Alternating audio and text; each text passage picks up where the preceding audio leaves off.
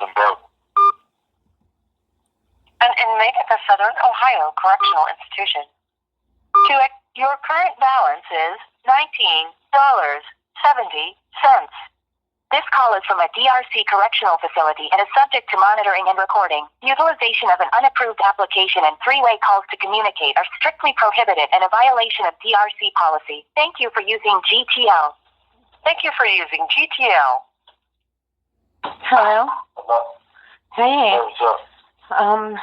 Well, I just wanted to get back into the discussion that we were having. So when you and I were visiting, we were discussing why it is, the things that have happened to you throughout the years, and so I'm just gonna let you start with number one, talking about the cell that you're in and why it's against policy or law. Yeah. Well, the cell I'm in right now, it's got called a glass house. It's got plexiglass encasing the bars, so it's kind of sealed off. And there's a tray hatch that's got two separate locks on it, two padlocks on it. So I'm not able to pass anything between other people on the block or nothing like that. I'm not able to deal with commissary or nothing. No porters can bring me anything. Everything that's brought to me has to be specifically brought to me by a CO. And then I got a camera here watching me 24/7 that I can't cover up for privacy or nothing like that. If I try to cover it up, they'll immediately come and shut my cell down. So, and then the vents are covered. They got steel plates water over the vents. It's restricted air circulation in here. Anytime I work out or anything like that, I'm in here breathing super heavily. It's like you're working out with a mask on. It gets real pretty humid in here. The glass starts fogging up. And then there's a camera outside of my cell at the front. So anytime I'm at the front of my cell, being stripped out, I'm on camera 2 times. Right. 2 different angles being stripped out. Yeah, and stripped out means that they're having you take your clothes off and they're videoing you on these cameras, which PREA is an acronym that stands for the prison. I'm sorry, I don't remember what it stands for. The Prison Rape Elimination Act. Yeah, okay. I didn't want to say the wrong thing because I don't know. I'm still kind of trying to switch back from midnight shift to being awake. Anyhow. And so, and also I need you to describe during the summertime what you were telling me as far as how hot it was in that cell, and yeah, it was off the time, man. Just during the summertime, well, right now, for example, it's wintertime, it's snowing outside, so probably right now it's probably like 20 degrees out there, but in my cell, that's nothing. Can you speak up a bit? Can you hear me better? Yeah.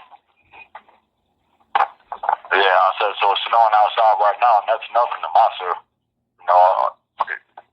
It's like I don't feel so in the summertime.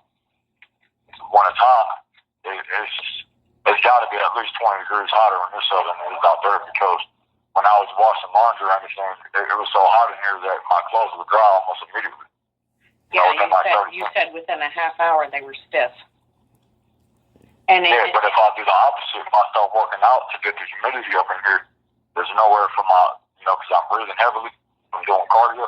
Yeah. There's nowhere for my breath to go, so my cell immediately picks up on the humidity, and the clothes in my cell will absorb that moisture because there's nowhere for the moisture to go. It'll build up on the walls, it'll build up on the plexiglass, the plexiglass will fog up, and then anything in my cell that conducts moisture, like paper, clothes, anything like that, immediately will suck up all the humidity.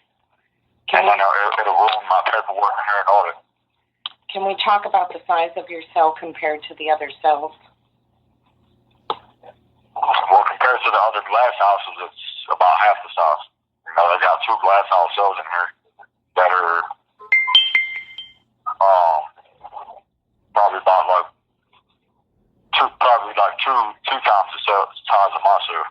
And the cell I'm in here with, you know, no proper airflow and nothing like that is half the size. And so, describe to us when you're trying to work within the confinements of that cell, how they could visualize what you're dealing with there. How can they get an idea of the size of how small this cell is? 4 steps one way, turn around, 4 steps back. And I can reach my arms out and grip both sides of the wall. My workout station is about the size I have if I were to lay down flat on the floor.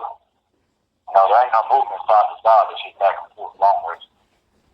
There ain't no side to side movement. Speak up a bit. Yeah.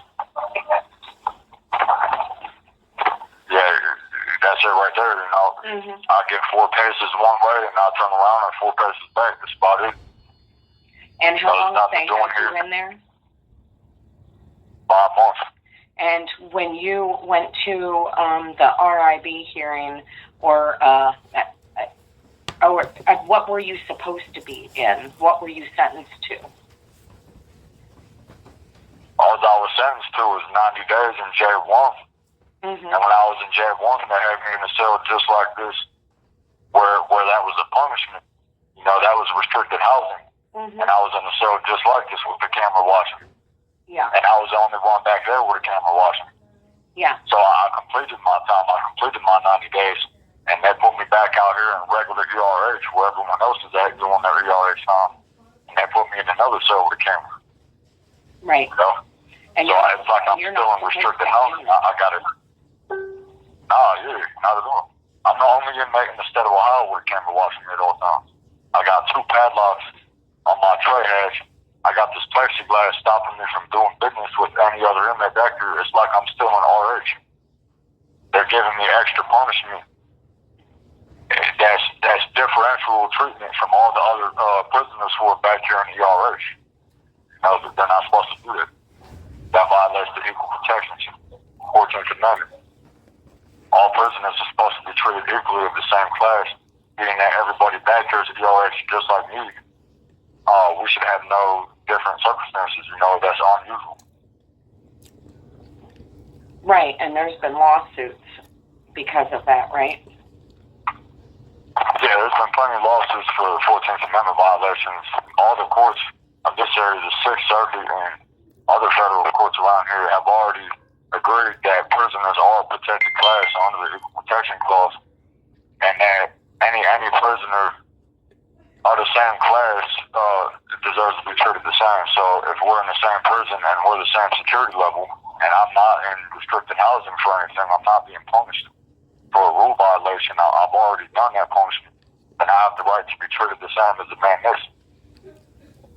You know, that's all the way across the board. That's for anybody. Right. And so you don't have access to socialize with anybody else. They're depriving you of stimulation because you don't have the things that other facilities at the same class and level in Ohio have, because those people at OSP or Toledo, what do they have that you don't have? Exactly. So if I was in OSP or Toledo right now, I'd be able to have a TV in my cell. I'd be able to take care of my hygiene better with hair clippers and better hygiene. I would be able to talk to people at rec. I'd be able to talk to people from my cell. I'd probably have better access to programming. I would have library services where I can build my mind and stimulate my mind instead of just being locked in a cell with nothing.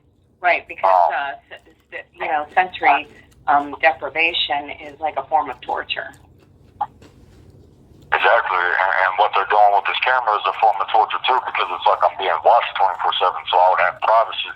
Right. You know, there's no one else in any prison system in Ohio that has a camera in their cell. I'm the only prison, especially in SOCF. I'm the only inmate in SOCF that's not in the hole, and I have a camera in my cell. So even if I'm in here trying to mind my business or I'm trying to get a peace of mind, which is hard in the first place, it's especially hard because I feel like I'm being watched 24/7, and it's something that I'm constantly aware of all the time. It's like it don't matter if I'm walking, a mental or listening to psychological music. harassment.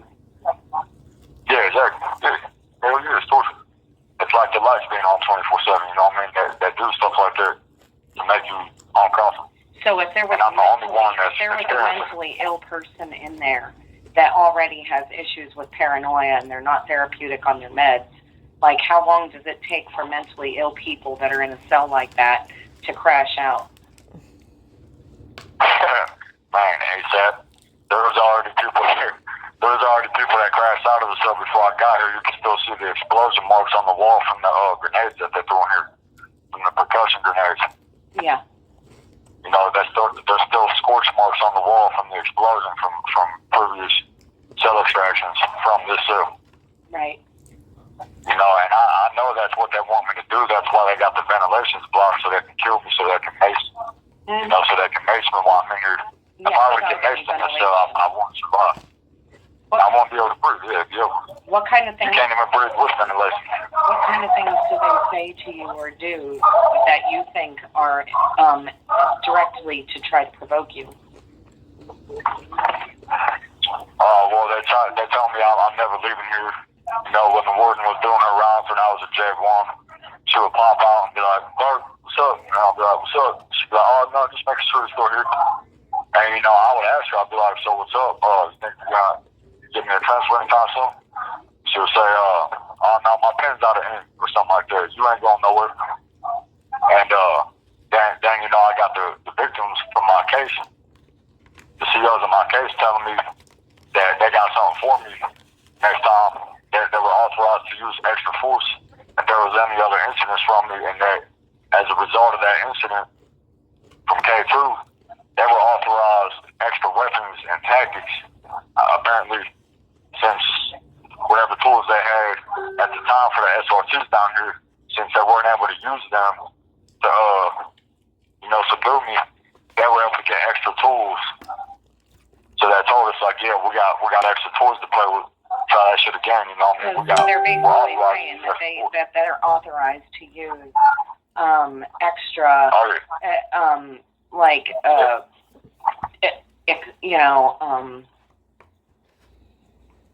excessive. Their like use of force. Their use of force is allowed to be amped up or amplified, right? Yeah, exactly. That got other arguments because before they hit me with the shotgun. You know, they shot me twice with the shotgun rubber bullets and the pepper ball guns and the mace. So apparently now they got some serious. They got something more than it. I don't know what it is. But since I'm in this cell, I don't really have to get too creative with it because all they would have to do is just come in here and dump a couple cans of mace in my cell and it'd be over with. You know, there's no way I'd be able to stand up against it. Yeah. I won't be able to breathe at all. Yeah. So I they think would they're trying to provoke. kill you. They got me in the cell back in the corner. Oh, for sure. Because if there was a fire or something and smoke got in here, I wouldn't be able to breathe. Right. You know, it's a safety hazard all the way across the board. But with this camera in here being watched 24/7, they're trying to provoke me. It's like I keep trying to sidestep, but. Can you tell me, like, when you were on the block leading up to the incident that happened that put you in there? What were the things that the correction officers started to do when they were becoming more provoking to you guys? You have 1 minute remaining. Yeah, they were gassing people. This is around the time when one of the officers in our rank died from an accidental shooter or something. So they were going around taunting people. They were saying this is for their dude. They were using excessive force on people. Anytime there was an incident, instead of just using like a short, quick burst of O2 spray, they were dumping the whole entire cans of fog spray, messing the whole blocks out, turning the fans on, blowing dash into the block. They weren't opening the windows. They were coming around searching cells, destroying property at will. You know what I mean? They're only supposed to do a couple random shakedowns. They're just coming around cell to cell, just destroying property. Yeah. Just dogging people, man, abusing their power. That's what they do. Yeah, basically trying to make it so that every single day you guys had to be hyper vigilant to watch for a threat. Thank you for using GT.